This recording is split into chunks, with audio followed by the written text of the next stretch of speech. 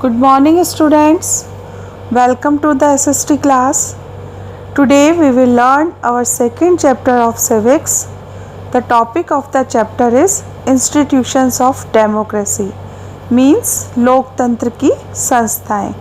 In this chapter we will learn about the universal adult franchise, election commission, casting votes, and about the political parties. So let us start the chapter. Our first topic, universal adult franchise. Universal adult franchise means वो संस्था जो कि सभी वयस्क नागरिकों को vote देने का अधिकार देती है. Universal adult franchises means that every adult in the country has the right to vote. Universal adult franchise के लिए जो स्ट्रगल हुए उसके बारे में अपन बात करते हैं. बहुत कड़े संघर्ष हुए थे यूनिवर्सल एडल्ट फ्रेंचाइजी के थ्रू ये अधिकार प्राप्त करने के लिए कि सभी नागरिक वोट कर सकें.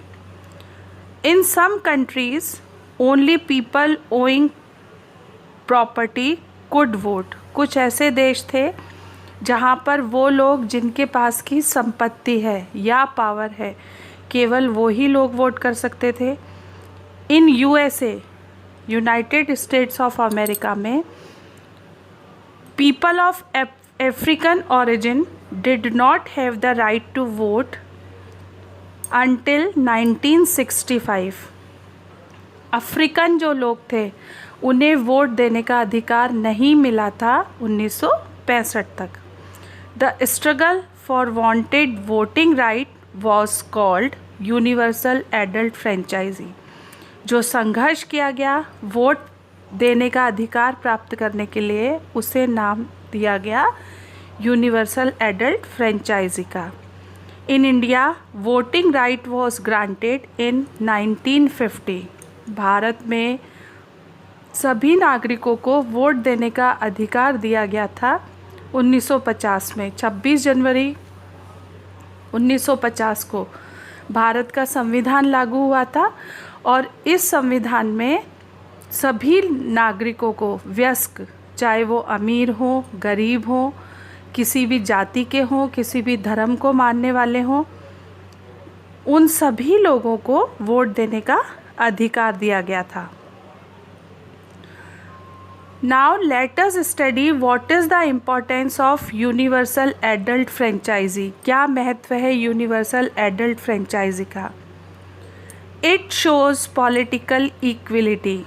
ये राजनीतिक समानता को बताती है. It encourage people to participate in the election process. ये लोगों को एनकरेज करती है कि वो ज़्यादा से ज़्यादा भाग लें इलेक्शन प्रोसेस में. मतलब लोग चुनाव लड़े भी और अपना वोट भी कास्ट करें. It brings to power a government based on the permission of people. ये एक इस तरह का अधिकार रखती है जिसमें लोग अपनी सरकार खुद चुनते हैं. मतलब कि यहाँ पर सरकार जनता के द्वारा चुनी जाती है. इलेक्शंस चुनाव हर 5 साल के बाद भारत के अंदर चुनाव होते हैं. अब ये चुनाव कैसे होते हैं किस तरह से इनको कंडक्ट किया जाता है late us study. In a democracy the supreme power rest with the people. लोकतंत्र में सबसे बड़ी शक्ति जनता के हाथों में होती है.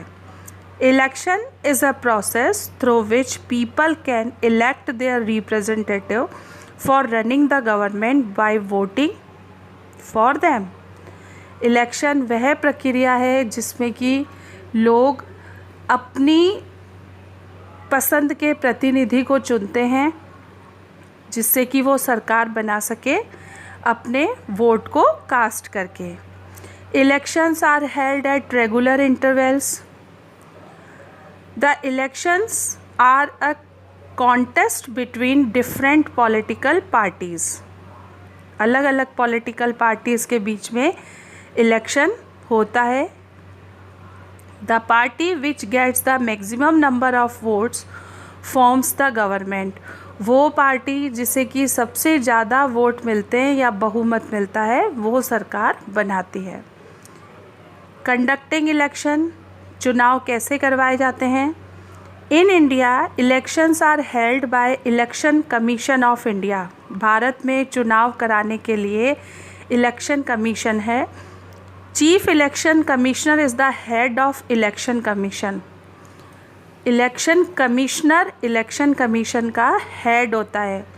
इसकी नियुक्ति प्रेसिडेंट करता है और चीफ इलेक्शन कमिश्नर रेस्पॉन्सिबल होता है देश में चुनाव करवाने के लिए। कास्टिंग वोट्स, पहले के समय पर लोग बैलेट पेपर के ऊपर स्टैंप लगाते थे। अलग अलग बैलेट पेपर पे अलग अलग साइन बने हुए होते थे अलग अलग पॉलिटिकल पार्टीज़ के, और उनमें से उन्हें जिनको चुनना होता था उसके नाम के आगे वो मोहर लगा देते थे। लेकिन आजकल चुनाव का तरीका बदल गया है। ईवीएम इलेक्ट्रॉनिक वोटिंग मशीन को यूज़ किया जाता है वोट कास्ट करने के लिए। लोग जाते हैं, ईवीएम के ऊपर ही अलग अलग पॉलिटिकल पार्टीज़ के लीडर्स के नाम लिखे हुए होते हैं और उनके चुनाव चिन्ह बने हुए होते हैं। उसके आगे का बटन वो दबाते, एक लंबी बीप की आवाज़ आती है और लोगों का वोट कास्ट हो जाता है। इम्पॉर्टेंस ऑफ इलेक्शंस, चुनावों का क्या महत्व है। Election express the public will, लोगों की इच्छाओं को बताते हैं चुनाव। People participate in the governance of the country, लोग देश की सरकार चुनने में भाग लेते हैं या देश की सरकार का चुनाव करते हैं। Election gives people a choice to allow the present government और to elect a new government. चुनाव के द्वारा लोगों को ये चांस मिलता है कि वो जो सरकार अभी जो है वो ही कंटिन्यू रूलिंग में रहेगी या कोई नई सरकार को लाया जाएगा। पॉलिटिकल पार्टीज़, अलग अलग पॉलिटिकल पार्टीज़ होती है बच्चों। जैसे इंडिया के अंदर बीजेपी है, Bharatiya Janata Party, Indian National Congress, BSP, Bahujan Samaj Party. इसी तरह से बहुत सारी पॉलिटिकल पार्टीज़ होती है। पॉलिटिकल पार्टीज़ दो तरह की होती है, national parties and regional parties. National parties वो पार्टीज़ जिनके की प्रतिनिधि पूरे देश के अंदर होते हैं। जैसे कि भारत के अंदर फॉर एग्ज़ाम्पल नेशनल पार्टीज़ हैं बीजेपी, कांग्रेस, बीएसपी। और रीजनल पार्टीज़ जैसे कि शिरोमणि अकाली दल, ये केवल पंजाब में ही होते हैं। इम्पॉर्टेंस ऑफ पॉलिटिकल पार्टीज़, क्या महत्व है पॉलिटिकल पार्टीज़ का। Political parties provide choice to the people for selecting their representative. Political party shape public opinion, जनमत बनाती हैं। They unite the different sections of society, ये समाज के अलग अलग वर्गों को जोड़ती हैं। And due to the opposition party the ruling government work for the welfare of the people, क्योंकि जो रूलिंग पार्टी है उसको अपोजिशन पार्टी का डर होता है, उसके कारण से अपोजिशन पार्टी एक वॉच डॉग की तरह काम करती है, सरकार के हर कार्य के ऊपर नज़र बनाए रखती है। इसलिए रूलिंग पार्टी को लोगों के वेलफेयर के लिए काम करना ही पड़ता है। कोलिएशन गवर्नमेंट, कोलिएशन गवर्नमेंट क्या होती है बच्चों। जैसे जब एक पॉलिटिकल पार्टी जिसको कि मैक्सिमम वोट मिलते हैं तो वो विनर हो जाती है। एक पार्टी जिसको कि बहुत कम वोट मिलते हैं, मिनिमम वोट मिलते हैं, तो वो लूज़र हो जाती है। कभी कभी क्या होता है कि ना तो किसी पार्टी को मैक्सिमम वोट मिल पाते हैं, ना ही किसी पार्टी को मिनिमम वोट मिल पाते हैं। मतलब जब स्पष्ट बहुमत नहीं होता तो 2 या 3 पॉलिटिकल पार्टीज़ मिलकर के अपनी सरकार बनाती हैं और इसे कहा जाता है coalition form of government या मिली जुली सरकार. The political party which gets maximum number of votes in an election is known as the majority party.